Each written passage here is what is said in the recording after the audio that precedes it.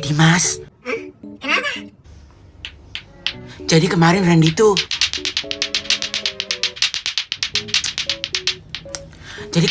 Ngechat aku. Lis, apaan sih? Ribet banget deh.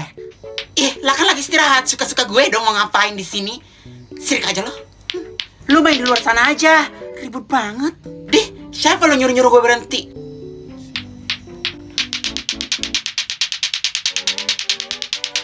Wah, hebat juga lu, Lis. Gue boleh pinjam nggak?